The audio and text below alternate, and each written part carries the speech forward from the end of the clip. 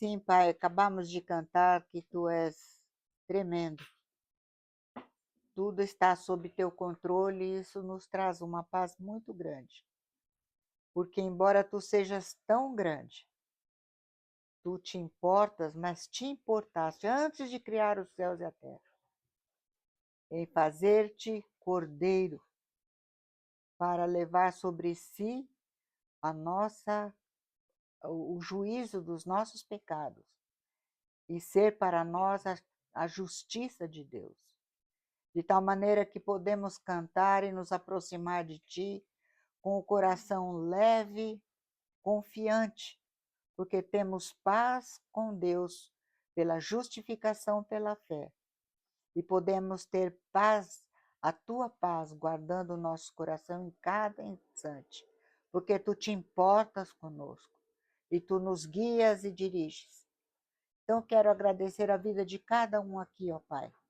Lembrando dos nossos irmãos que não estão conosco, mas pedindo que o Senhor abençoe e que cada um possa ter aquela experiência pessoal, íntima contigo. E que este ano, ó Pai, que estamos começando, possamos parar em cada momento da nossa vida, meditando sobre quem Tu és e experimentando, como Tu mesmo disseste, que Tu és bondoso, que Tu cuidas de nós. Abençoa, ó Pai, o Teu povo de Israel. Oramos também pela Tua igreja e que Tu sejas o nosso Deus e Senhor. Fala-nos agora aos corações e mostra a Tua glória a cada um de nós. E aceita a nossa adoração e gratidão no precioso nome do Senhor Jesus. Amém. Vamos abrir, nós estamos em Romanos 1, né? Quero terminar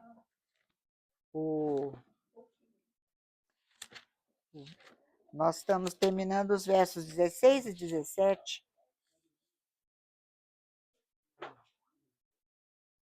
Vamos ler então os versos 16 e 17. Romanos 1, 16 e 17.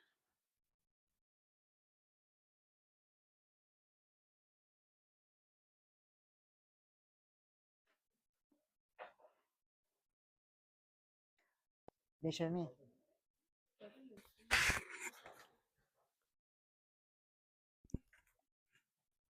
Porque não me envergonho do Evangelho de Cristo, pois é o poder de Deus para a salvação de todo aquele que nele crê, primeiro do judeu e também do grego. Porque nele se descobre a justiça de Deus de fé em fé, como está escrito: mas o justo viverá pela fé. Então, nós estamos. Todo o livro de Romanos vai mostrar o Evangelho de Deus, o que significa conhecer e andar sob essa informação.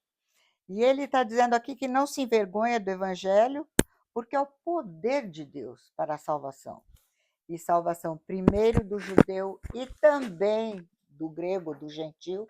Não é depois, mas primeiro por primazia, porque a eles foram confiados os oráculos de Deus. E aí ele diz que o poder de Deus é o Evangelho, porque nele a justiça de Deus se manifesta. E ela é manifesta de fé em fé. E cita Abacuque: o justo viverá da sua fé. Então, agora, antes de continuarmos a meditação, vamos abrir em 1 Crônicas, capítulo 20.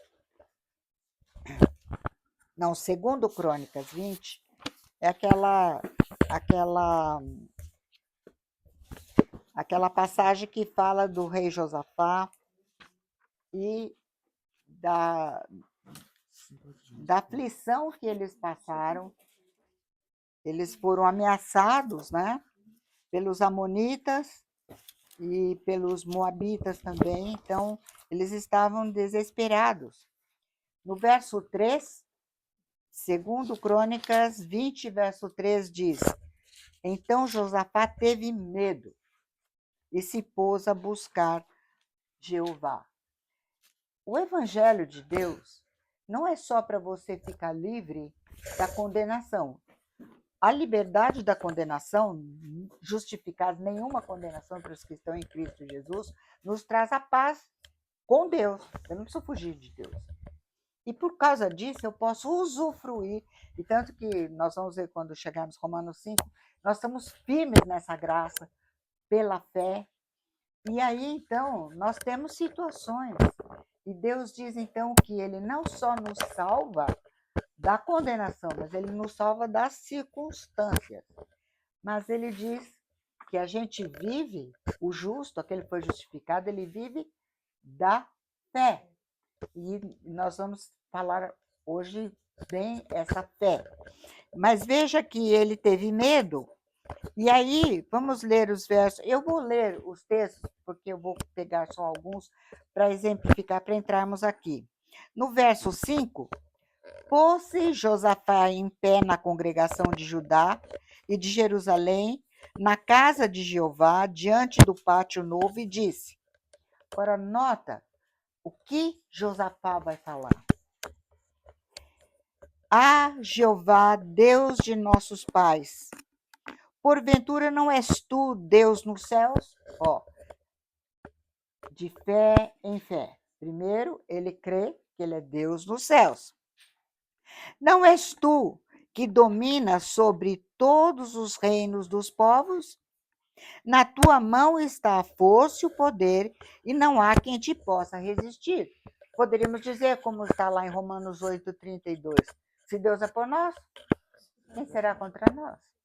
Veja que é necessário conhecer e crer no que Deus está falando. Continuando. Porventura, ó nosso Deus, não lançaste fora os moradores desta terra de diante do teu povo de Israel, e não a deste para sempre a posteridade de Abraão, teu amigo? O que ele está fazendo? Ele está lembrando do que Deus tem feito para Israel. Tá? Aí nós vamos para o verso 12. Nosso Deus, acaso não executarás tu o teu julgamento contra eles que estão indo contra a herança que Deus havia dado a eles?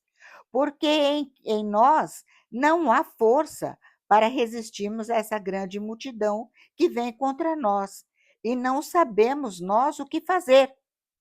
Porém, o que está escrito aí? Os nossos olhos estão postos em ti. Lembra de Hebreus 12? Olhando firmemente para o autor, consumador da fé. Vocês estão entendendo? Ele está lembrando toda a experiência, tudo que está escrito na palavra, tudo que Deus fez, e os nossos olhos estão postos em ti. Aí, verso 15 disse: dai ouvidos todo Judá, e vós, moradores de Jerusalém, e tu, ó rei Josafá, que é o profeta falando, ao que vos diz Jeová, não temais, nem vos assusteis, por causa desta grande multidão, pois a peleja não é vossa, mas de Deus. Lembrando novamente Romanos 8. Deus diz que no momento que nós aceitamos Jesus como Salvador, nós nos tornamos como ovelhas para o matador o dia inteiro. O diabo vai atrás de nós. Nós pertencemos agora a um reino inimigo dele, fomos tirados debaixo da autoridade dele, transformados para o reino do Filho do seu amor, né? O reino de Deus, sob Jesus Cristo, e o diabo não fica contente, então ele vai. Mas a peleja não é nossa, é tua. Deus está dizendo, é ele que nos dá a vitória. Então, no verso 20, alguém pode ler para mim, por favor? E pela manhã cedo se levantaram e saíram ao deserto de Tecoa. E, saindo eles, pôs-se em pé Josafá e disse: ouvi-me, ó Judá, e vós, moradores de Jerusalém, crede no Senhor vosso Deus, e estareis seguros. Crede nos seus profetas e prosperareis. Duas coisas. Crede em Jeová, vosso Deus, estareis seguro. Mas como que Jeová se dá a conhecer para nós? Crede nos seus profetas e prosperareis. Então, nós vimos já uma parte, mas eu vou só fazer uma pequena recordação, citando Hebreus 11, que é a definição da fé. Fé de Deus, que Deus executa. Lembrando de novo, em hebraico, quando a palavra crer é batar.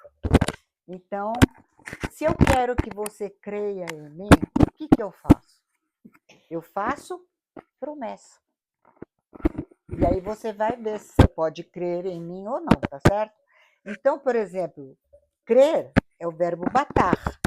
E a palavra prometer, o verbo prometer é rivitia, quer dizer, é o mesmo verbo, mas fazer crer.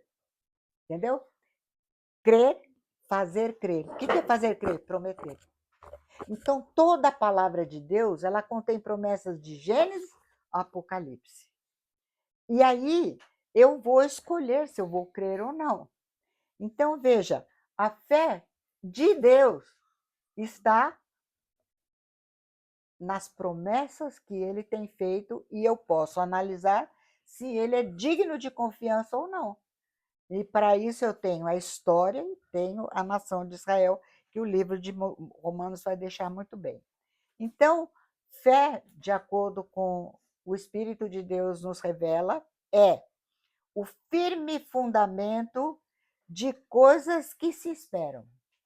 Vocês estão vendo que tem ali uma palavra em grego, né? É esse firme fundamento é eu ficar sob aquilo que eu ouvi. Então, eu ouvi, presto atenção e guardo, e tomo posse daquilo. Coisas que eu espero. Se coisas que eu espero são coisas que alguém, se eu estou esperando, é porque foi prometido. E lembra que no Senhor a nossa esperança não é vã, porque Ele é fiel. Então, fé é o firme fundamento, é eu colocar a minha posição sob as coisas que eu espero, né? E a convicção de fatos que eu não vi. E agora, as coisas que espero, quer dizer, que eu estou vivendo, aguardando promessas que foram feitas. Mas aí fala de convicção. Essa é a palavra convicção que o verbo, aqui não é um verbo, convicção é a mesma quando diz que o Espírito de Deus nos convence de pecado. Convencer, nós participamos. Então, Deus me dá aquela segurança, aquela certeza do quê? De fatos. Deus não está falando para você crer em promessas vãs, em histórias de fadinha, tanto que a Bíblia fala o quê?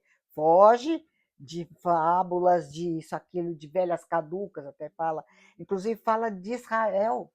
Tito fala muito de Israel, eles contam muitas bobagens.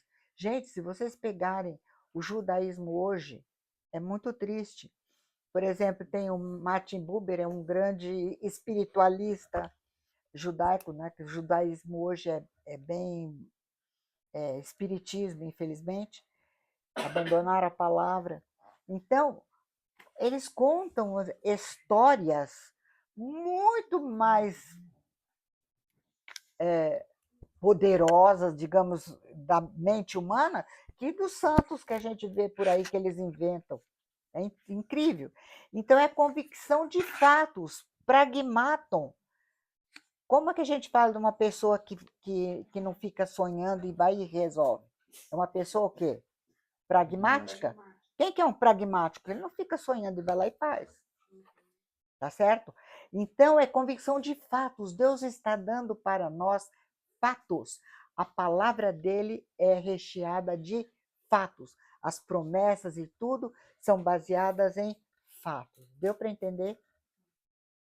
Então, a fé que Deus inspira em nós, né, consiste em reconhecer que o Deus de Israel é Deus verdadeiro e fiel.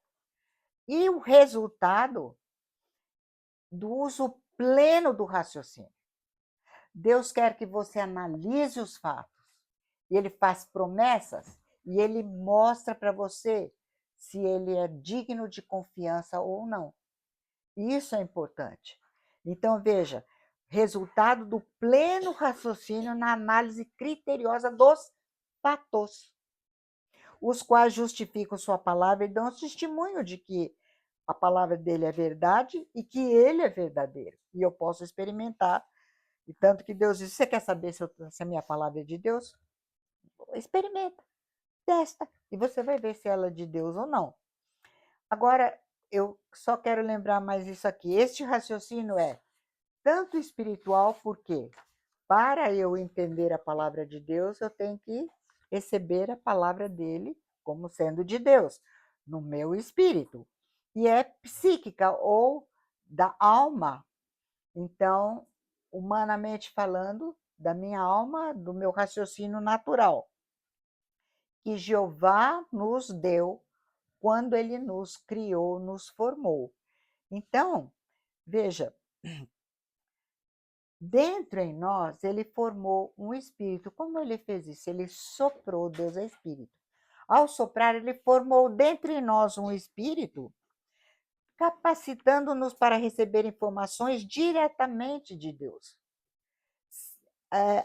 A parte que Deus soprou e formou dentro em nós, isto é o espírito que ele formou da mesma natureza dele, de tal maneira que eu tenho condições de ouvir, ler a palavra de Deus, raciocinar, espiritualmente falando, entender que Deus está falando.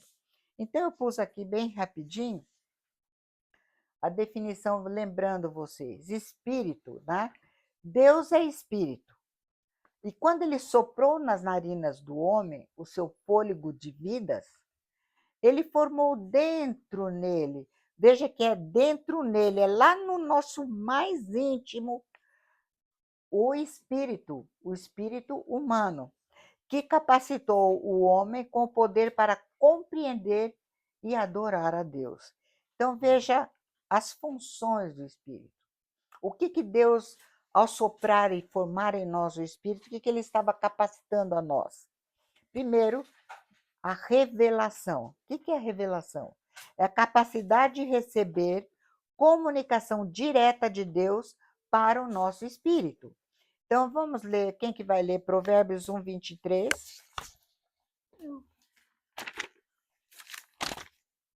E vamos ler esses dois, Jó 32, 8, esses dois textos. Provérbios 1. 23.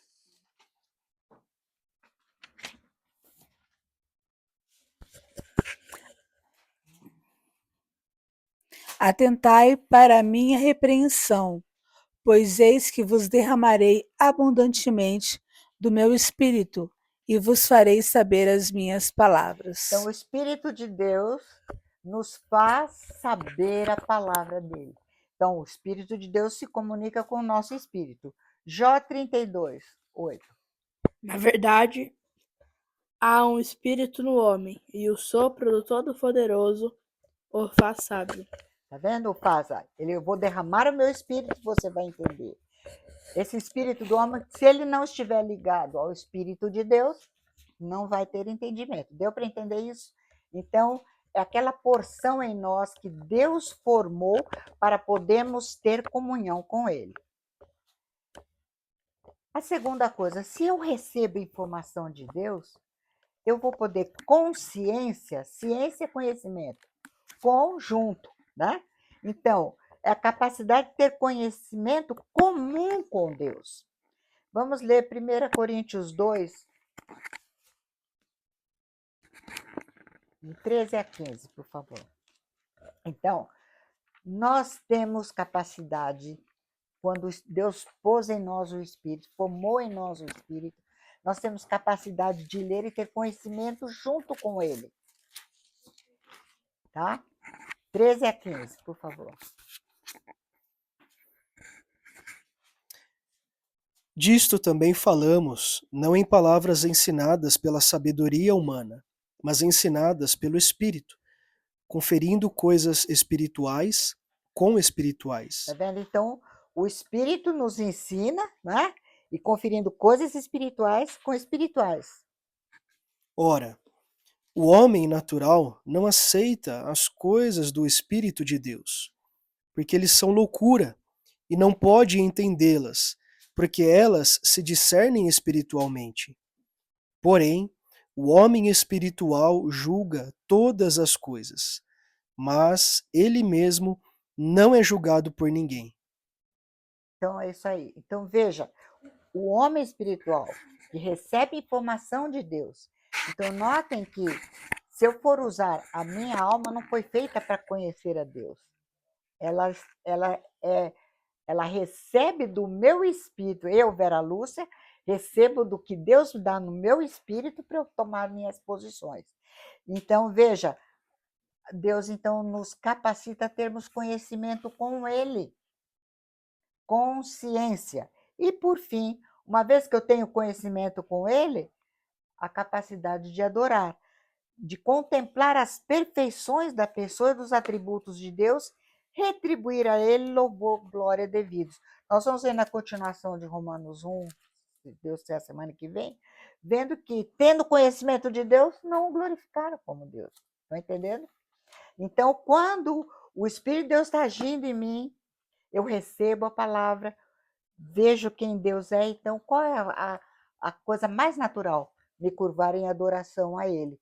Hoje eu passei no Big aqui, e a moça do caixa, a senhora do caixa, viu a minha medalhinha aqui. Ai, que lindo! E aí eu falei para ela, é bonito mesmo, porque fala do Senhor Jesus. Foi Deus que deu o modelo para Moisés, mostrando que Jesus é a luz do mundo. E aqui eu tenho o nome dele escrito em hebraico, que eu falei. Mas sabe, eu ouço a Torá e eles cantam, eu gosto muito, eu não entendo nada, mas eu canto tudo errado, mas eu canto a música. Ela tentou até cantarolar um pouquinho, não entendeu? Aí eu perguntei para ela, você tem Bíblia? Eu tenho. E você sabe o que é a Torá? Não, é outra Bíblia. Eu falei, não. Aí eu expliquei para ela, Torá, tal, tal. Aí abri, graças ao Senhor Jesus, estava tranquilo para poder. Abri Lucas 24. Eu mostrei para ela que desde a Torá, né, da lei, Moisés os salmos e os profetas, todos falando de Jesus. Isso é a alegria dela. Né? Então, veja, ela olhou outro dia também no outro supermercado, a outra prestou atenção. Deus está chamando as pessoas. E quando ela está querendo ouvir, Deus está iluminando cada um. Né? Então, vamos ler João 4, 23 e 24, por favor. Jesus falando com a mulher samaritana, lá no poço de Jacó. Mas vem a hora, e já chegou, em que os verdadeiros adoradores adorarão o Pai, em espírito e em verdade, porque são estes que o Pai procura para ser seus adoradores. Deus é espírito, e importa que seus adoradores o adorem, em espírito e em verdade. Então, notem, para nós, o que nós estamos fazendo agora, lendo aqui, nós estamos em adoração. Nós pensamos no louvor, o louvor é consequência da adoração. Aí entra inclusive a nossa alma. Mas nós estamos ouvindo a palavra de Deus, reconhecendo quem Ele é e enchendo o coração. Isso é adoração. Então, essa é a função espiritual. Ao analisar a palavra de Deus e receber a informação de Deus, eu posso falar, ele é digno de confiança. Meu espírito. Agora, eu, Vera Lúcia, tenho que escolher. Eu quero ou não. Então, agora entra outra parte. E esse eu peguei do meu marido. Vocês estão vendo aqui, cadê o Rafael? Lembra, Rafa? Você perguntou o DFA aqui, né? Eu disse o Franco de Almeida. Então, na cruz, olha que Jesus diz, clamando outra vez em grande voz, entregou para quem? Pai, nas tuas mãos. Então, como homem, como nós. Tá certo? Muito bem. Mas, quando eu recebo essa informação, aí o homem, Deus formou o espírito para poder comunicar comigo.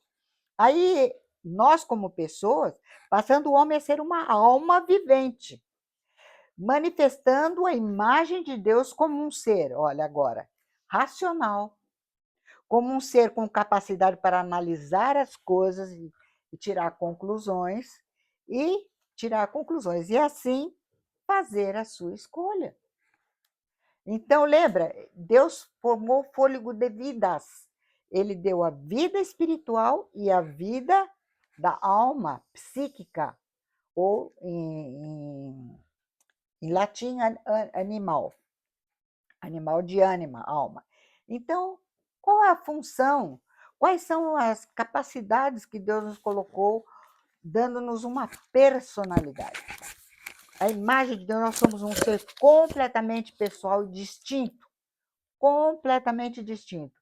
Gêmeos univitelinos, que vieram só de um ovo, e divide lá, vem duas pessoas, são completamente distintas, porque Deus é um Deus pessoal e nos fez um ser pessoal.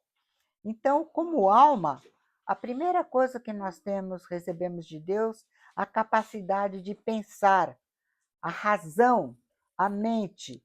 E essa mente aqui não é o cérebro, eu falo bem assim para ninguém ter dúvida. Não é cérebro, é algo. Vamos lembrar do rico? Lembra do rico e Lázaro? O rico morreu. Aonde que estava o corpo dele? Foi sepultado. E aí o que ele diz? No Hades, em tormento. Ele estava raciocinando, lembrando, falando, vocês estão vendo? A alma estava lá, só que em rebelião contra Deus.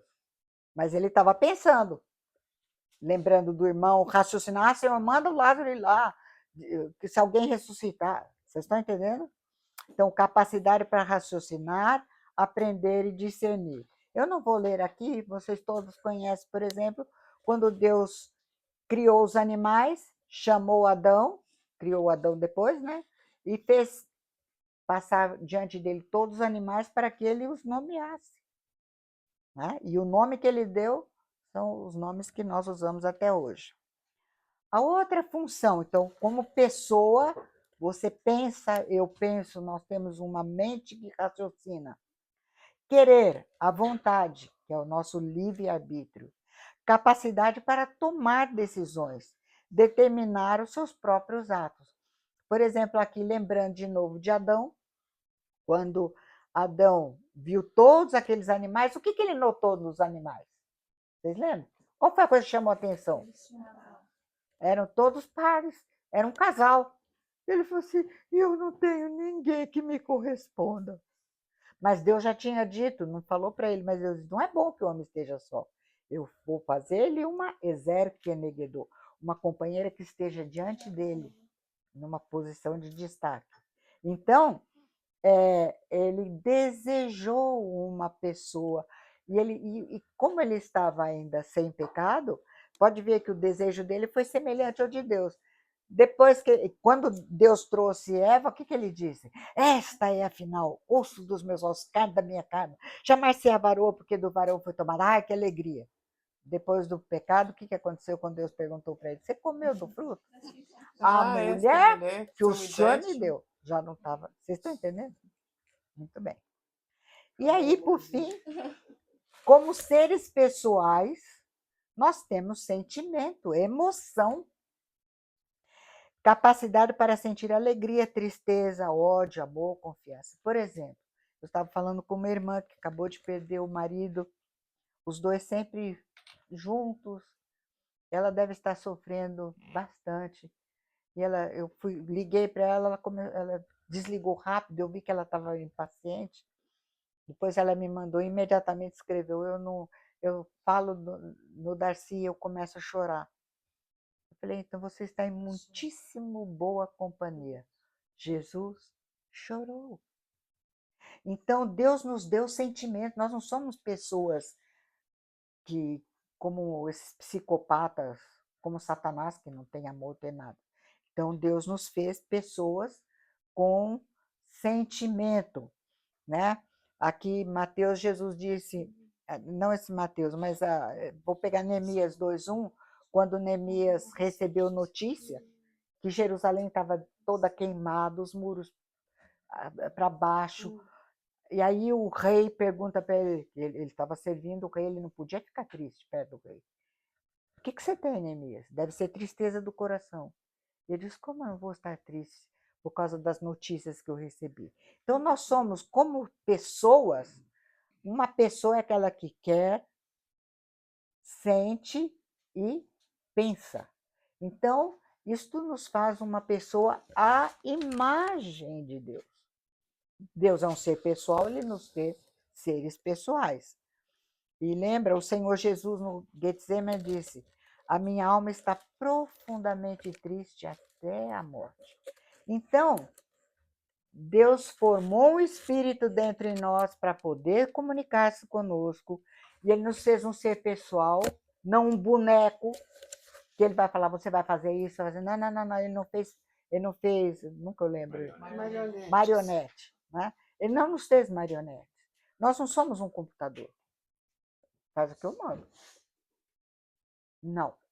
Nós somos seres pessoais, individuais, responsáveis. Deu para entender? Então, a fé é resultado do quê? De eu ouvir a palavra de Deus, analisar os feitos de Deus e tirar a conclusão e fazer a escolha. Aqui eu entendi que é Deus. Eu vou querer que ele seja meu Senhor, ou vou querer, como Adão e Eva, quando Satanás disse, você vai ser como Deus, independente dele. Vocês estão entendendo? Então, a conclusão de Isaías, baseada em fatos. Veja aqui que diz. Quem que vai ler? Por favor.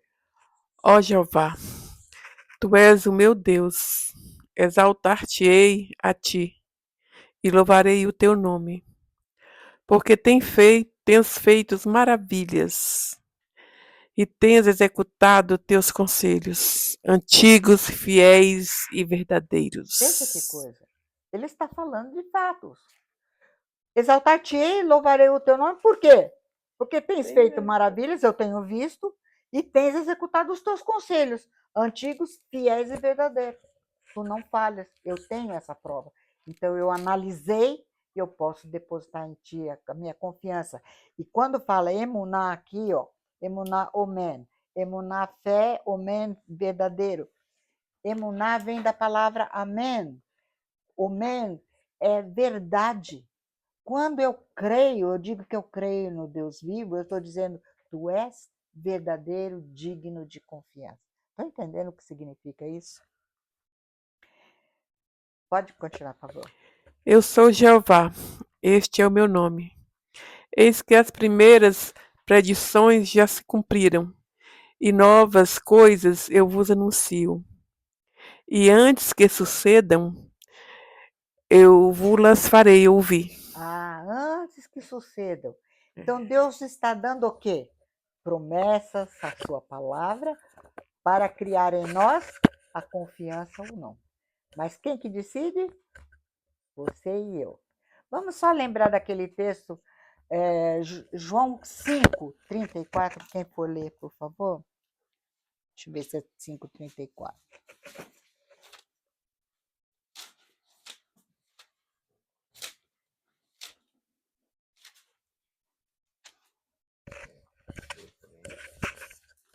Não, 39 e 40. João 5, 39 e 40, por favor. Quem for ler, lê os dois. Examinais as Escrituras, porque vós cuidais ter nelas a vida eterna, e são elas que de mim testificam. Então, vocês examinam as Escrituras. Vocês julgam que elas têm a vida eterna e são elas que testificam de mim. E o verso seguinte? E não quereis vir a mim para terdes vida. Contudo, não quereis vir a mim. Vocês estão entendendo? Então, a fé é uma determinação nossa. Exige de nós posicionamento. Tá? Muito bem. Então, a fé de Deus, lembra que Josafá disse, tendes fé em Deus, prosperareis, e tereis vitória, não lembro. E confia nos profetas e prosperareis. Então, Deus, ele se revela através das Escrituras, os profetas que nos falaram. Então, a fé de Deus, ela vem das Escrituras. Mas nota, qual é o nome dessa palavra aqui? Fala dura? Não. Escrito. O que quer dizer escritura? Grafado, escrito, registrado. tá? Então vamos lá. Quem que vai ler? Respondendo aos saduceus, disse Jesus: Errais, não conhecendo as Escrituras nem o poder de Deus. E, quanto à ressurreição dos mortos, não tendes lido o que Deus vos declarou. Eu sou o Deus de Abraão, o Deus de Isaque e o Deus de Jacó? Ele não é Deus de mortos, e sim de vivos. Vamos abrir Mateus 22. O que estava acontecendo aqui? Isso é uma série. Eles mandaram testar Jesus de um jeito, de outro, de outros fariseus. Aí agora chegaram os saduceus. Mateus 22. Veja que interessante que vem uma explicação aqui. Verso 23. Quem vai ler? 22, 23. Naquele dia aproximaram-se dele alguns saduceus, que dizem não haver ressurreição, e lhe perguntaram: Não haver? Ressurreição. Ah, eles não criam na ressurreição. E aí eles contaram uma história da Superwoman. Mestre, Moisés disse: se alguém morrer, não tendo filhos, seu irmão casará com a viúva e suscitará descendência ao falecido. Isso. Então, o que ele falou? Citaram a lei de Moisés. Deus disse que o irmão tem que suscitar descendência para o corpo. Aí, eles vão contar uma história. Uma mulher casou-se com o irmão, não teve filho, ele morreu. Casou com o segundo, morreu. Terceiro, morreu. E nenhum deles. Aí, o sétimo morreu. Aí, por favor, agora, verso 28. Portanto, na ressurreição, de qual dos 7 será ela esposa? Porque todos a desposaram. Então, lembra, eles não acreditavam na ressurreição. Então, o que eles falaram? Contaram a história da Superwoman, no fim ela também morreu. Se tem ressurreição, de quem que ela vai ser esposa? Ela casou com 7. Né? E aí, olha a resposta de Jesus aqui. Agora entendo aqui. Jesus disse, errais. Por que vocês estão errados? Porque vocês não conhecem as Escrituras. E vocês não conhecem o poder de Deus. As duas coisas. E aí ele diz, verso 30, por favor. Pode ler você. Porque na ressurreição nem casam e nem se dão em casamento. São, porém, como os anjos no céu. E Então, quanto à ressurreição, nós vamos ser como os anjos, né? Ah, tá vendo? Os anjos não têm sexo, não é isso que está falando. Não se casam, não se dão casamento. Acabou aqui. Os anjos também não se casam e nós não vamos nos casar. Deu para entender que é isso que Jesus está falando? E agora aqui, ó. Thaisa está aqui. E quanto à ressurreição dos mortos. Presta atenção. Não tendes, o que está escrito bem em amarelo aí? Lido. Lido. Mas lido o quê? O que Deus declarou para vocês. E ele vai citar o evento de Moisés na sarça ardente. Moisés estava lá pastoreando as ovelhas do Jetro, viu a sarça pegando fogo, não se queimava, subiu lá e Deus falou com Moisés. E aí Jesus está dizendo, vocês não leram o que Deus declarou. Veja, isso aqui se chama Escritura. Esta palavra foi grafada para que nós pudéssemos ler, ter testemunho e conhecer a Deus. E aí ele vai falar, eu sou o Deus de Abraão, o Deus de Isaque e o Deus de Jacó. Quanto tempo fazia que Abraão, Isaque e Jacó tinham morrido?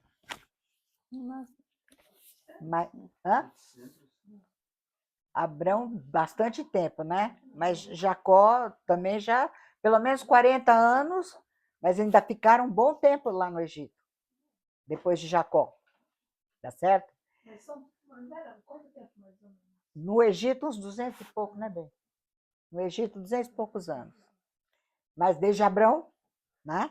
Então, veja, eu sou e continuo sendo o Deus de Abraão, o Deus de Isaque e o Deus de Jacó. Ele não é Deus de, e sim de vivos. Portanto, primeira coisa, Deus está baseado, falando, ensinando para nós a eternidade do salvo pelo tempo do verbo.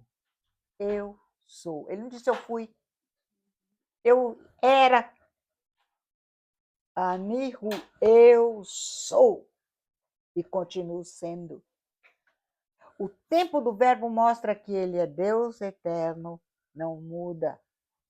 Se você crê nele, você está entendendo? Você tem a vida.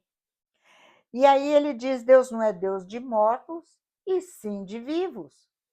Então, eles podiam ler, porque a palavra foi registrada, e podiam se basear no tempo do verbo para saber que nós vamos morar com ele eternamente. Está entendendo? O que significa a palavra de Deus? Então, veja, Deus chama a sua palavra escritura. Portanto, nós podemos ler o que Deus revelou. Nós não temos que fazer lucubração. E aí, então, podemos ler sobre a fonte das Escrituras. Vamos ler 2 Timóteo 3,16.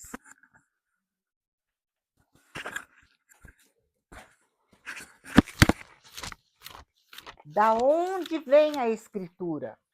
Eu fico aflita de ver pastores, professores da Bíblia.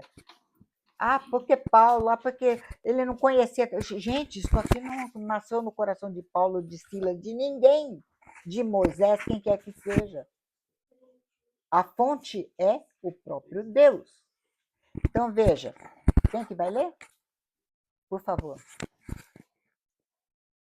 Toda escritura é inspirada por Deus e útil para ensino, para repreensão, para correção, para educação na justiça. Toda o quê? Escritura. Escritura, né? Por exemplo, o judeu, agora, Liciane, lembra lá do seu amigo, né? O que ele diz? Deus deu para Moisés a Torá, mandou escrever, mas deu a Torá Shebalpé, oral, que é a coisa que os rabinos inventaram. Não. Toda escritura é soprada por Deus. No grego, soprada, pinel, por Deus theos. Então, a expressão é theo pinelstos. Toda a escritura é o hálito de Deus, é o Espírito de Deus. Veja como é sério quando a gente abre a Bíblia e lê. Que privilégio nós temos quando abrimos a palavra de Deus. Então, toda a palavra é a escritura registrada, é soprada por Deus. Então, qual é a fonte? O próprio Deus, é o Espírito de Deus. E como se processou o registro? Mas Deus falou, mas quem conta um conto aumenta um ponto, errou, foi escrever. Imagina se fosse eu, né? Toda hora ia errar uma palavra aqui, outra ali, que coisa horrorosa. Mas como se processou o registro das Escrituras? Pode ler, por favor? Sabendo primeiramente isto que nenhuma profecia da Escritura provém de particular elucidação. Nenhuma profecia provém de particular. Está vendo essa palavra idios? Própria. Eu acho assim. Mas fulano pensa assim. Mas aquele... Não, nenhuma profecia das Escrituras, mas... Porque nunca jamais qualquer profecia da Escritura foi movida por vontade humana. Entretanto, homens santos falaram da parte de Deus, movidos pelo Espírito Santo. Então, primeiro, que a palavra é soprada por Deus. O Espírito de Deus, a palavra. Agora, o que ele diz? Nenhuma profecia que foi soprada por Deus, qualquer um de nós pode dizer, eu acho que é assim, eu acho que é assado, não é nada disso. Porque nunca, jamais, qualquer profecia da Escritura foi movida por vontade humana. Ela não nasceu no coração de nenhum homem.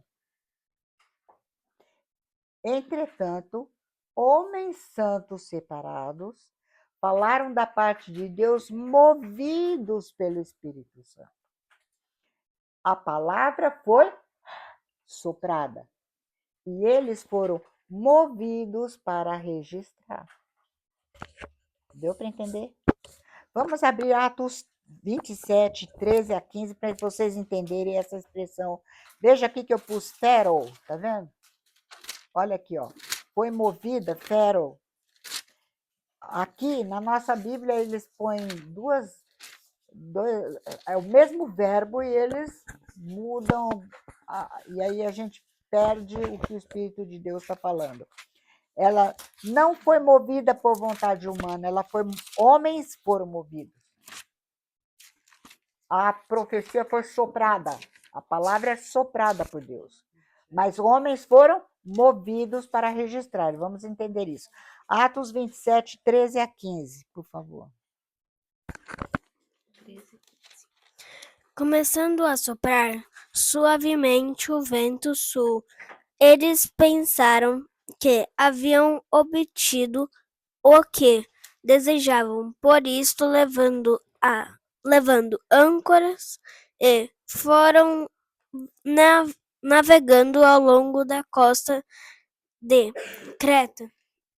Pouco tempo depois, desencadeou-se a ilha um vento muito forte chamado Euroaquilão. Chamado Nordeste. Então, aqui tá diferente, mas tudo bem.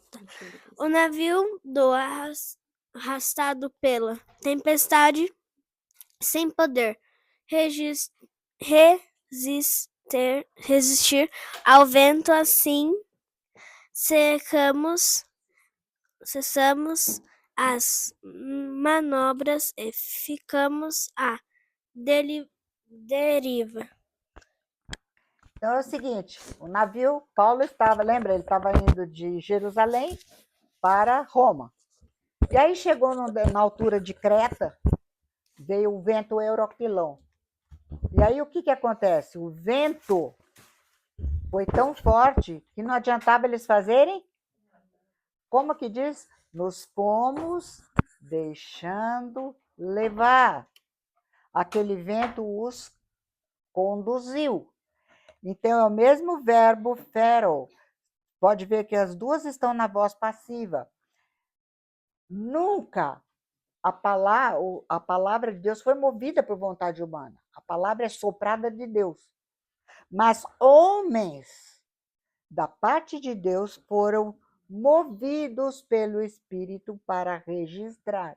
E essa palavra, esse verbo Pharaoh, que dá em português, por exemplo, nossa expressão féretro.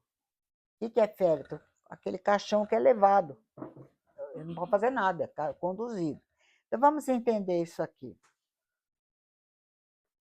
Ih, Daniel. Again? Ainda bem que eu tenho Daniel.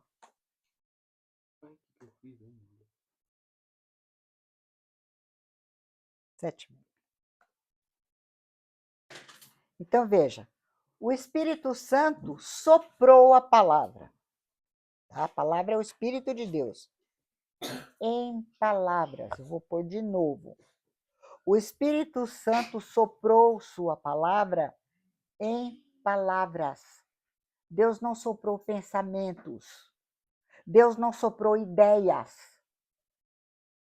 Ele soprou palavras que tem toda a gramática, toda a estrutura gramatical, obedece a tudo isso. Soprou palavras. E moveu homens para registrar a palavra. Grafê, de escrever. Então, o Espírito de Deus soprou palavras e moveu os homens para escreverem. Esse verbo Pharaoh, vamos entender, né? Para escrever e registrarem as escrituras, por isso são chamadas escrituras. Então, veja bem, Deus não somente soprou a sua palavra, as escrituras, como também o Espírito Santo moveu homens para registrá-la, né? Então, como o navio move os seus marujos. E veja, por exemplo, não sei se alguém já andou de navios grandões aqui, mas vamos supor que você está aqui embaixo nesse coisa, você quer ir lá para cima, volta. Você anda tudo aqui dentro, tá certo? Então, como os seus marujos podem ter certa mobilidade dentro do navio, mas eles são o quê? Porém, movidos pelo navio, não sairão da rota.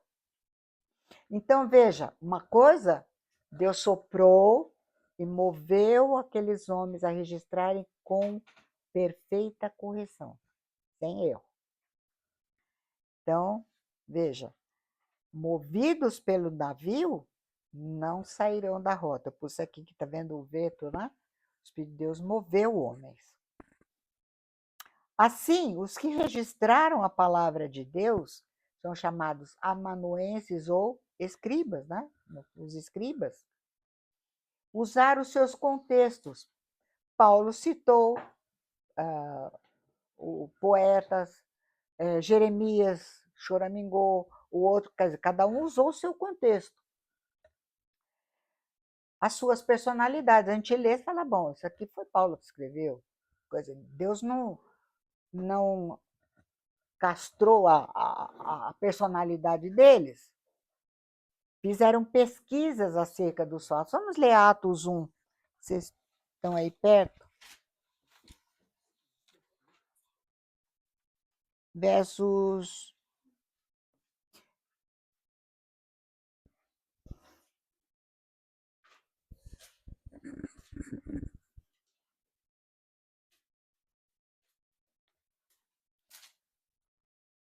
versos 1 e 2, né?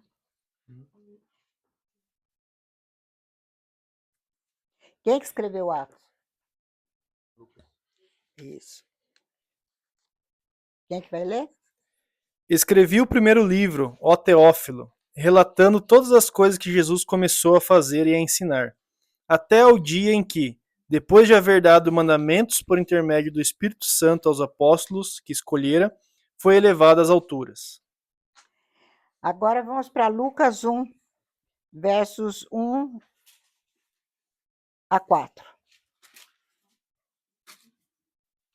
Mesmo que escreveu Atos, é Lucas que escreveu o Evangelho de Lucas, versos 1 a 4. Visto que muitos houve que empreenderam uma narração coordenada dos fatos que entre nós se realizaram, conforme nos transmitiram os que desde o princípio foram deles testemunhas oculares e ministros da palavra. Igualmente a mim me pareceu bem, depois de acurada investigação de tudo desde sua origem, dar-te por escrito, excelentíssimo Teófilo, uma exposição em ordem, para que tenhas plena certeza das verdades em que foste instruído. Vocês estão vendo? Ele fez uma acurada investigação dos fatos, e aí ele os registrou. Mas ele não saiu da rota, porque a moção foi do Espírito de Deus para registrar a palavra soprada por Deus. Estão entendendo? Ao registrar, olha, eles usaram contextos, personalidades, pesquisas. Ao registrar esses fatos, né, movidos pelo Espírito Santo, foram guardados de introduzir erros, tendo sido mantidos estritamente no rumo da plena verdade. Veja como Deus é criterioso e maravilhoso. Vamos ler alguns textos aqui. Êxodo 24, 4. Prestem atenção, né, na precisão da palavra de Deus.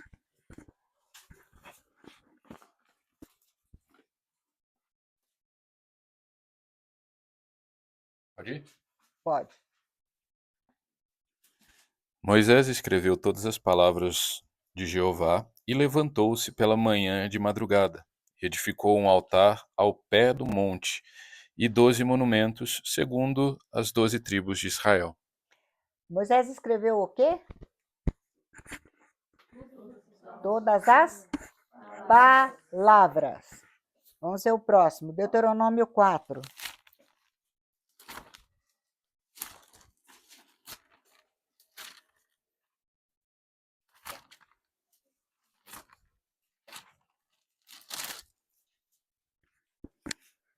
Verso 2. Nada acrescentareis às palavras que vos mando, nem diminuireis dela, para que guardeis os mandamentos do Senhor vosso Deus, que eu vos mando. Nada acrescentareis à palavra, nem diminuireis dela. Tá certo? Capítulo 12, verso 32.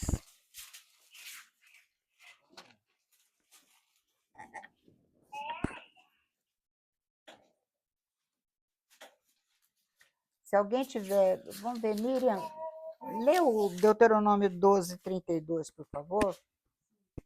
Como que está na sua? Apliquem-se a fazer tudo o que eu ordeno a vocês. Não acrescentem nem tirem coisa alguma. Isso, vê tudo que eu ordeno. Agora vamos ver como que está. Miriam, como que está o seu? Eu estou lendo no Almeida Fiel. Vamos ver, vamos ver. Tudo o que te ordeno, observarás para fazer. Nada lhe acrescentarás, nem diminuirás. Ou como o pessoal é. Como que está na sua? A minha mesma versão Dela. Quem tem versão diferente? Como que está a sua? Também eu ordeno? Tudo que eu te ordeno, observarás. Tudo. Ele fala toda palavra que eu falo. 12. Não é tudo que eu ordeno. Tanto que eu pus aqui, ó, ao radavar, toda palavra. Hã? Mesma expressão. Tá? Agora, 31. Deuteronômio 31, 24 a 26.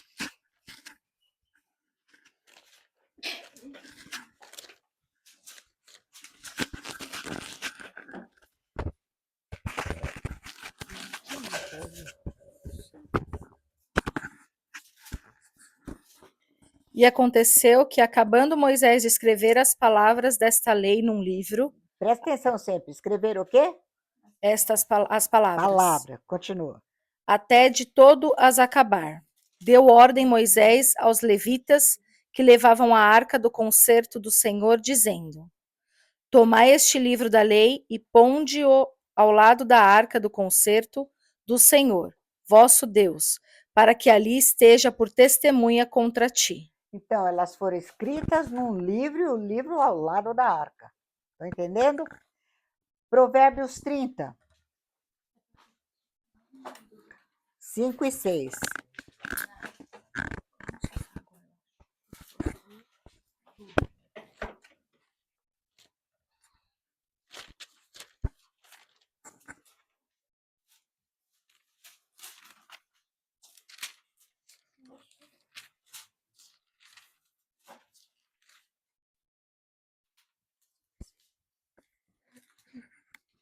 Toda a palavra de Deus é pura.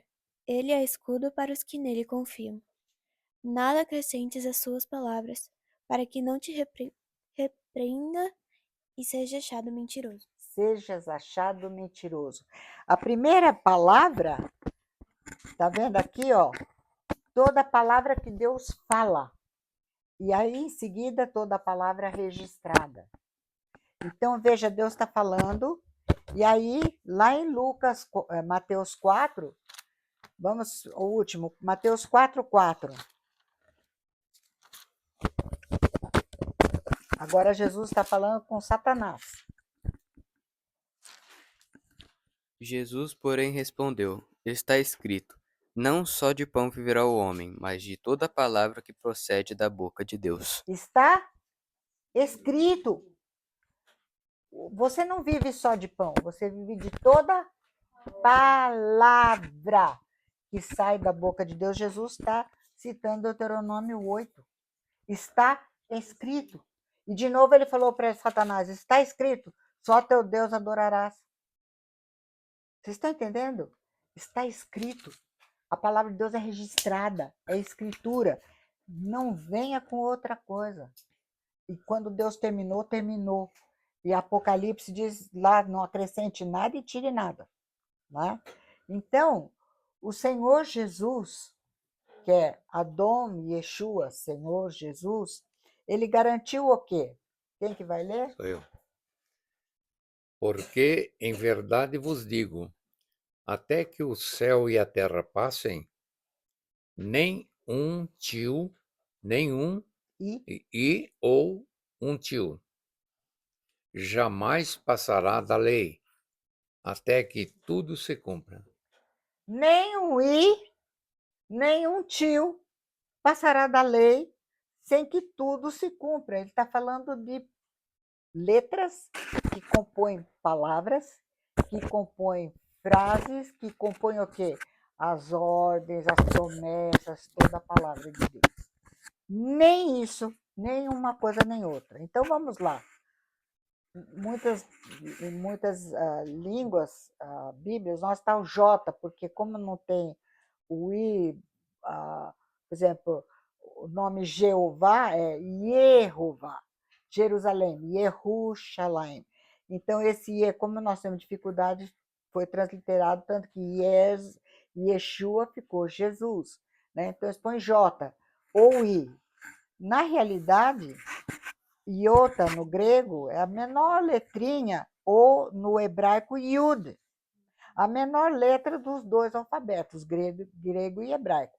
Jesus disse, eu não vou deixar de cumprir nem a menor letra de cada palavra. Para mim, me dá uma alegria. Então, veja, nós temos em hebraico a expressão Adon, está no singular, Senhor. Então, aqui está embaixo, aqui, ó, Adon. Aí nós temos também uma outra expressão. No hebraico, o pronome vem acoplado à palavra. Então, Adoni, está vendo o izinho aqui? Meu Senhor. Lembra que o I é a menor letrinha do alfabeto? Jesus disse que ele vai cumprir a menor letrinha. Então, em hebraico, vocês estão vendo? Ó, Ado ou Yud aqui, está vendo? Muito bem. Como é que Deus, para vocês saberem, é o cumprimento do Yud ou do Iota, né, que é o J, como é que ele cumpriu? Eu vou ler para vocês. Salmo 110. Disse Jeová, Davi está registrando uma conversa entre o Pai e Jesus. Disse Jeová, o Pai, ao Adoni, é o filho, o pai com o filho, ao Adoni. Mas quem é Adoni? Deus e Senhor de Davi. Davi disse, ele é meu, veja esse I, o que ele está falando? Meu Senhor. Então, disse Jeová ao meu Senhor. Quem era Davi? Rei de Israel. Se ele está chamando Jesus de Senhor dele, é maior que o rei de Israel. Ele está dizendo que Deus e Senhor de Davi. E aí, então, assenta-te à minha direita até que eu ponha os teus inimigos debaixo dos teus pés. Jesus vai chegar, lembra que ele perguntou logo depois, vamos abrir Mateus 22. Lembra que ele vê a historieta lá da Superwoman? Então, eles perguntaram, mandaram um, mandaram outro, vieram os saduceus. Agora Jesus vai pô-los na parede. Mateus 22, verso...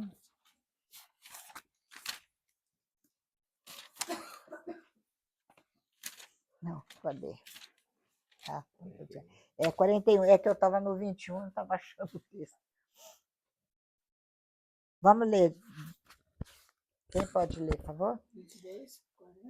21, 41 a 46. E estando reunidos os fariseus, interrogou-os Jesus. Agora Jesus que vai pô-los na parede. Dizendo-os, que pensai vós do Cristo? De quem é filho? Veja bem, de quem o Cristo, o Messias, é filho? Olha onde que ele vai. Ele é de Davi.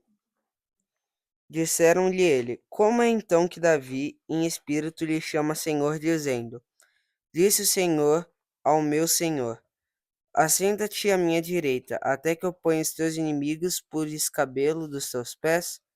Se Davi, pois, lhe chama Senhor, como é seu filho? E ninguém podia responder-lhe uma palavra, nem desde aquele dia ousou mais alguém interrogá-lo. Então Jesus chegou para os fariseus e disse: de quem que o Messias é filho? Ah, é de Davi. Ah, é? Como é que ele é filho de Davi? Se Davi no Salmo 110 o chama de Senhor. O pai chama o filho de Senhor? Não. Então veja, Davi está chamando Jesus de Senhor. Ele é mais que filho de Davi. Ele é Deus de Davi. Como é, pois, seu filho, se ele o chama de Senhor? Citando o Salmo 110. Né? Então, o que pensais do Messias? De quem é filho? De Davi. Então, Jesus replicou: como, pois, Davi, pelo Espírito, veja, Davi cheio do Espírito, chama-lhe meu Senhor, ó, Adoni. Jesus mostrou que essa letrinha aqui, o Yud, mostra que ele é Deus de Davi. Menor letra, provando que ele é Deus de Davi. O tempo do verbo, nós temos vida eterna. Mas Jesus disse: nenhum tio. O que será que é tio? No grego, é queraia. No hebraico, tag ou kots. Kots é um espinho, um rabinho, né? Então, o que significa tio? Um pequeno traço que diferencia uma letra da outra no hebraico. E é bem sutil. Aqui nós temos a letra Dalet, que tem o som de D, a letra Resh, que tem som de R. Qual a diferença entre elas? O Kots. Olha aqui, esse rabinho, tá vendo? Um rabinho.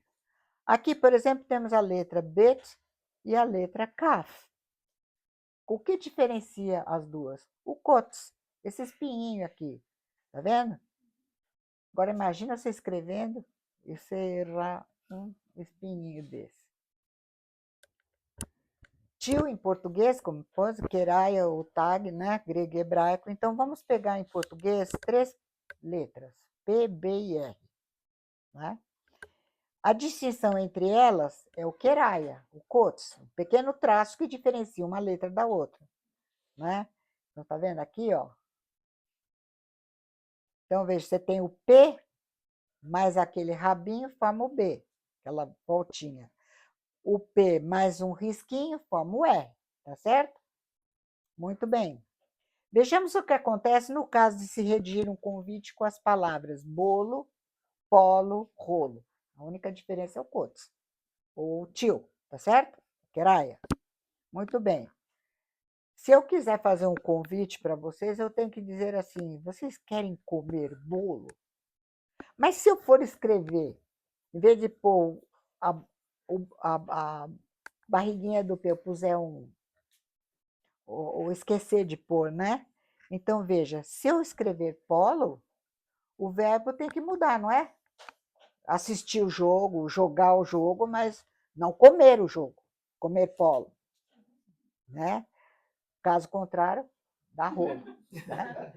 Muito bem, isso aqui eu aprendi com o Writing, Charles Writing. Outro exemplo, agora eu vou pegar em hebraico que é mais sutil, né? Então você tem a expressão avad, que significa trabalhar, servir a Deus, aos ídolos, em última instância, adorar. E abar, né? Que é atravessar, por exemplo, o rio, passar adiante e tal, afastar-se. Da onde vem a palavra hebreu. Lembra, em Gênesis 14, primeira vez que Abrão foi chamado hebreu, porque do outro lado do rio ele atravessou o Eufrates. Né? Então, vocês estão vendo que a única diferença é esse rabinho aqui. Estão entendendo? Então, vamos lá. A diferença entre as duas letras está somente na queraia, ou no kots. O resh, né? E o dalet. Olha a diferença. Só isso aí. O resto tudo é igual. Né? Muito bem. Jeová diz a Israel: a Jeová teu Deus servirás. mas a nenhum dos deuses dos povos que houver a roda de ti. A outra palavra, porém, apenas expressa um movimento, sair de um lugar para outro, atravessar, certo? Que é o hebreu lá, avar. Tendo Davi passado a outra banda, pôs-se no cume do monte ao longe, quando ele estava lá fugindo do Saul, né? Então, veja, a única diferencinha ali é o Cotes. Então, se, ao ser registrada esta ordem do eterno Deus, a letra Dalet tivesse sido substituída pela letra Resh, ao invés de servir o eterno, adorá-lo, a ordem seria afastar-se dele. Eu lembro quando nós estávamos uma vez em Águas de São Pedro, o pastor Natão, judeu, nós cantávamos, arrebanhávamos os judeus e depois para um salão lá do hotel e pregar para eles. E aí uma judia começou a questionar o Natan. Exatamente, ela tinha trocado uma letrinha de uma palavra e tinha criado uma coisa completamente monstruosa. Deus disse, o Senhor Jesus, você pode confiar na palavra dele no menor tracejado de cada letra, que compõe cada palavra, que compõe cada frase, cada promessa, advertência e mandamento do Deus vivo. Por esse motivo, podemos confiar tanto na menor letra do alfabeto, quanto no tracejado de cada letra, que compõe as promessas, advertências, profecias do Deus vivo para nós. Aí você vai dizer, mas hoje nós não temos mais os originais, não é? Como é que fica? Vocês conhecem algum outro livro que tenha mais cópias que a Bíblia? Você acha que alguém vai pegar Jeová na curva? Eu dou risada. Então vamos lá. Aqui temos o Salmo 22, verso 16. Diz assim, cães me cercam, uma súcia de malfeitores me rodeia. E aqui eu pus versões das Bíblias hebraicas. Como é a mesma de cima, eu não pus a tradução aqui, mas está falando a mesma coisa, o Salmo 16. Abram lá, Salmo 22, verso 16. E aí eles falam que os cristãos adulteraram a palavra. Mas vocês vão ver que com o seu Jesus ninguém brinca.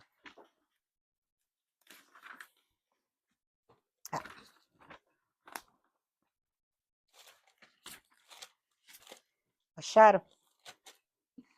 Salmo 22, verso 16, né? Cães me cercam, uma súcia de malfeitores me rodeia. Essa primeira parte A do verso, tá? Agora, a segunda parte B. Traspassaram-me as mãos e os pés. Lembra que Jesus aqui, ó, a revista corrigida, traspassaram-me as mãos e os pés. Lembra que Jesus mostrou? O que Tomé disse quando falaram que tinham visto Jesus? Se eu não vi os sinais, ele conhecia as escrituras. Mas eles, aqui vem a Septuaginta, né? Eles furaram minhas mãos e meus pés. Então, aqui a Bíblia da World English, inglesa, né? Muito bem. Aí, agora, como que a Bíblia judaica, olha, a Bíblia judaica, de acordo com os textos maçoréticos, né? Tel Aviv, Israel, essa daí tem tudo, como é que está lá? Observando minhas mãos e meus pés como se eu fosse um leão. Cadê o traspassado? E aqui a Bíblia hebraica do Códice de Leningrado, versão inglesa tal. Como um leão, eles estão nas minhas mãos e meus pés. Primeiro que não tem o verbo. E aí, onde ficou esse problema? E se eu mostro para vocês os meus textos, inclusive do Jairo Friedland em português. Então, como que está? A palavra soprada pelo Espírito de Deus, traspassaram-me, é esta aqui, Ka'aru. Tá vendo aqui, ó? Essa letrinha parece uma bengala. Ka'aru. Traspassaram-me as mãos e os pés. Mas como é que eles adulteraram o texto? Como o leão me as mãos e os pés. Não faz nem sentido. Vocês estão vendo? Olha aqui. Em vez daquela letrinha comprida, cortaram e fizeram um iud. Mas e a Septuaginta? O que é a Septuaginta? Gente, Deus não deixa a ponta solta. É a versão do hebraico para o grego koiné, que é o grego que usado no tempo entre os séculos 3 e 1 a.C. O rei Ptolomeu pediu que os sábios, 72 sábios judeus, lá em Alexandria, fizessem a versão do hebraico para o grego. E eles pegaram o verbo ka'aru e traduziram em grego para o verbo oruxan, de oruço, furar, fazer buraco, traspassar. Então, a Septuaginta foi versão do hebraico para o grego, feita por 72 sábios judeus. Não foram gentios. Eles usaram o verbo oruço, né? Traspassaram. E aí, o Senhor Jesus, em 47, antes de Israel, a ONU, 29 de novembro, dizer que ia nascer o Estado de Israel naquela sessão da ONU, Deus permitiu que fossem achados os manuscritos dos Mar Morto. Esses manuscritos são mais antigos que os que eles usam, os maçoretas. E aí, o que eu vejo aqui? Está escrito Ka'aru, não Ka'ari. Vejam aqui, ó, isso aqui é o manuscrito, dá para ver bem, ó, K-A, tá vendo, ó? São essas 4 letrinhas aqui.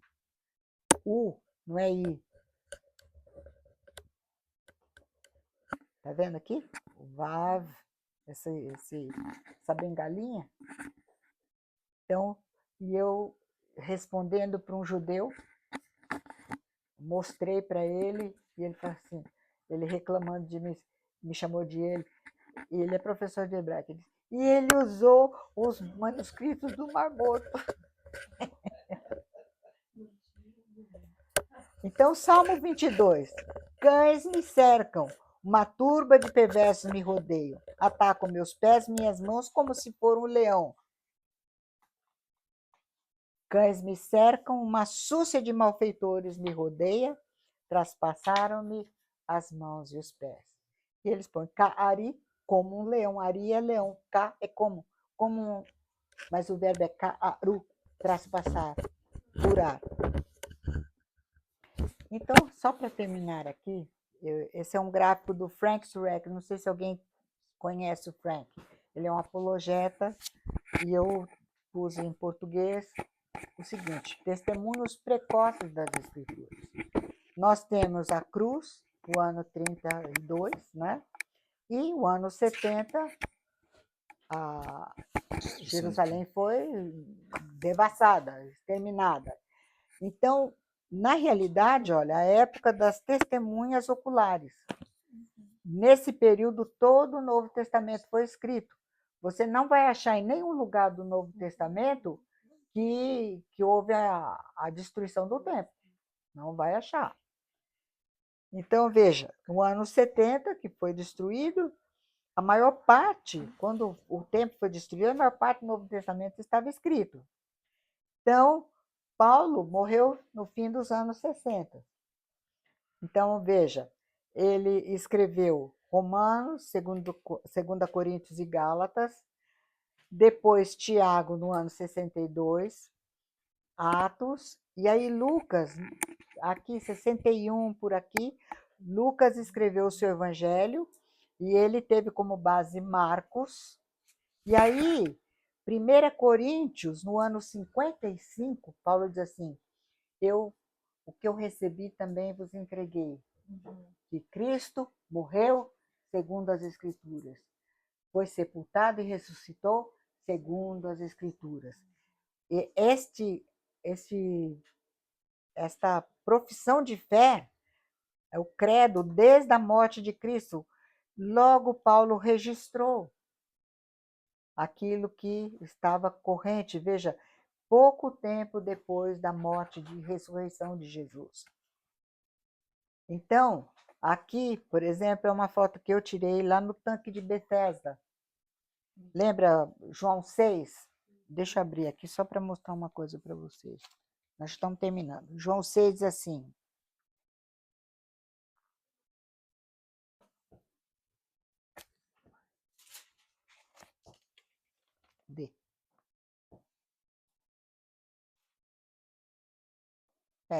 Qual que é o tanque de Betesda? Tanque de Betesda? Cadê? Não sei. Hã? Eu sei. Eu falei, eu sei. Para mim estava... Cadê? Aqui é o 5. Aqui. 5:1. Passadas estas coisas, havia uma festa dos judeus e Jesus subiu para Jerusalém. Ora, existe ali junto à porta das ovelhas, presta atenção, porta das ovelhas, um tanque chamado em hebraico Betesda, o qual tem 5 pavilhões. Então, isso aqui, hoje é o que resta dele. São ruínas, né? E fica perto da porta das ovelhas. Quando João escreveu, não estava destruído. Isso aqui é depois do ano 70. Então, a gente tem aqui, ó, tá vendo essa pedra? Aqui está escrito probate, que quer dizer ovelha. Lembra? Perto da porta das ovelhas. Então, todo o Evangelho, todos os livros do Novo Testamento não falam da queda de Jerusalém. E eu acredito que, inclusive, Apocalipse, que você não vê falar da queda de Jerusalém. Então, o testemunho das Escrituras é completamente imediato aos fatos. Imediatamente Deus levou os homens a registrarem a palavra. Porque uma das acusações que fala que você tem muito tempo, aí não lembra mais, pode pegar toda a literatura. Nenhuma é como tem os documentos, a quantidade de cópias. Então, por exemplo, se tivesse só a original, alguém podia fazer uma coisa e a gente ficar sem, mas são muitas, inúmeras cópias, de tal maneira que eu posso comparar as cópias e saber quem adulterou o quê. Vocês estão entendendo? Deus não guardou aquelas. Sem erro nenhum, o original, que os apóstolos foram amanuenses, que os profetas foram amanuenses. Mas são tantas cópias, tantas cópias, tantas cópias. Vamos lembrar o cuidado dos escribas. Então, nós temos, nenhum livro das Escrituras tem tantas cópias, nenhum livro do mundo tem tantas cópias como as que existem da palavra de Deus. E você pode comparar manuscrito com manuscrito e saber onde foi adulterado e como. O Senhor Jesus não nos deixou órfãos, Ele nos deixou a Escritura. Então, veja, ao ler as Escrituras, eu posso ver, inclusive, os fatos históricos. Veja, está aqui, ó, probática, tá, o tanque Betesda. Quando João escreveu, ele estava lá, estava funcionando direitinho. Então, foi muito antes do ano 70. Vocês estão entendendo? Então, nós temos a palavra de Deus, e Deus diz que você pode confiar. Nem um i, nem um queraia, nem um pedacinho da letra. O Senhor Jesus quer que nós tenhamos segurança. Então, veja, a fé que Ele está gerando em nós tem a ver com as promessas que Ele fez. Ele prometeu coisas que eu espero, né? A fé é a certeza, a convicção dos fatos. Eu não vi, mas eu sei que Jesus morreu e ressuscitou por mim. Estão entendendo? A palavra de Deus. E de fé em fé, nós vamos crescendo e conhecendo o Senhor Jesus. Alguma pergunta? Vamos orar?